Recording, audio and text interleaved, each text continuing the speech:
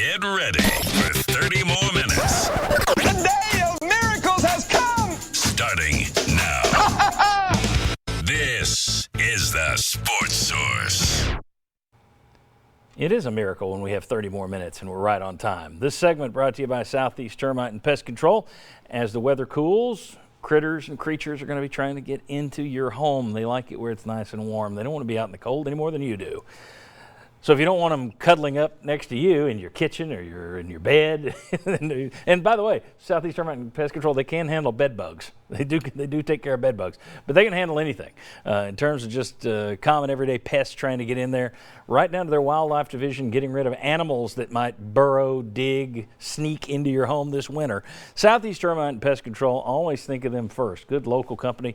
Biggest local company out there in terms of pest control. Locally owned, family owned for 40 plus years, almost 50 years, Southeast Termite and Pest Control. All right, this is our speed round. These guys have no idea the questions I'm going to ask them, and for a change, I actually know what the questions are instead of just winging it. Here we go. Josh, should Tennessee be at all concerned about the fact that Memphis will now be playing in a Big Six bowl game? No, because you can get a win in basketball, and that'll settle all that. No, I don't think so. Mike Norvell leaving that. Most likely to Florida State. Yes. Is that done? I didn't see that this morning. Been reported that it was done. Okay. Done, yeah. I saw last night that he was the leader. I didn't know it was done. Okay. Yeah, so I think Tennessee just has to worry about itself and get to some of the things that we've talked about and will coming up. But Memphis it's kind of owned the state the last couple of years. Tennessee and Vandy have had their battle for second place. Tennessee's taken over that. Memphis right now gets a lot of the attention. I don't think that stays the case over the next 2 to 3 years. Nothing to worry about. I think Memphis takes a step back. Okay, very good. Bob, did Ole Miss make a good decision in hiring Lane Kiffin as their next head coach? For the next 2 years. He's going to get a lot of attention, going to bring a lot of attention to Mississippi. I think he'll probably make them better. I don't think he's a bad coach, but I think his antics and some of his questionable ways he does things will catch up with him. So I think in the short term, great. You're getting a lot of pub. Long term, you're going to be looking for another coach again. Longtime SEC writer Parrish Alford wrote that Ed Orgeron advised him against taking the job. He said it takes a certain personality at Oxford, and you ain't it. And Kiffin said, I'm taking it anyway. He wins. They'll like his personality. In 2021, he'll be in Knoxville, if he's still at Ole Miss at that point. 2 years, they'll be coming to Knoxville. I just look forward to hearing Jimmy's report back from the SEC meetings in Destin when Fulmer and Kiffin are down there in the same room some of that time. That'll be fun. Could be a brief exchange. If I were Lane Kiffin, I'd try to sit down with Greg Sankey and get off to a good start because he and Mike Slive did not ever mesh. No. And Kiffin brought that on himself. I heard he's changing his son's name to Oxford. Yes, Knox to Ox. All right, Jimmy, he's proven a lot of people wrong in the short term. But if I made you go all in or all out on Ed Orgeron being at LSU in 2025, would you go all in or all out? Yes. Six more seasons. I'm going to go all in. I think that the equity he's building up is going to help him. Obviously, know that sometimes equity doesn't last that long in the SEC. But I think that when he got the job, I thought he'd do two things really well. One, he would get very good players. Secondly, they would play really hard for him.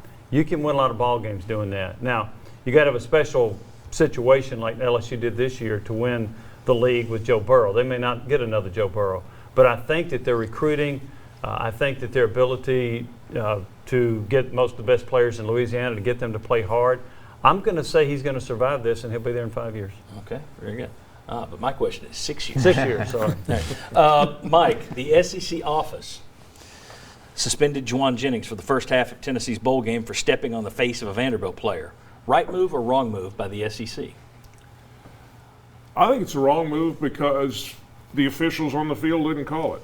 And I understand that, the office had time to go back and look at the video, but I would not retroactively suspend somebody if the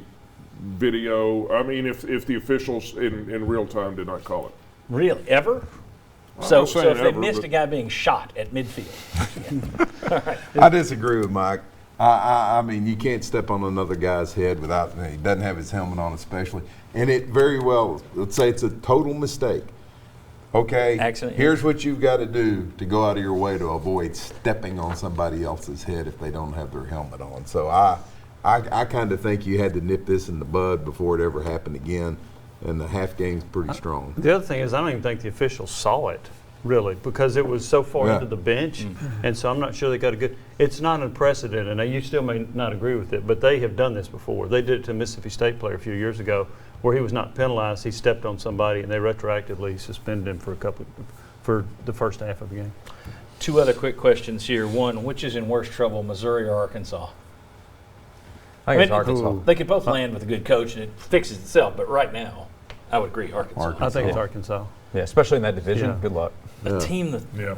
I mean, they're looking at possibly a contender is Barry Lunny, who was the quarterback in '92 when they came in here and upset Tennessee and helped cost Johnny Majors his job.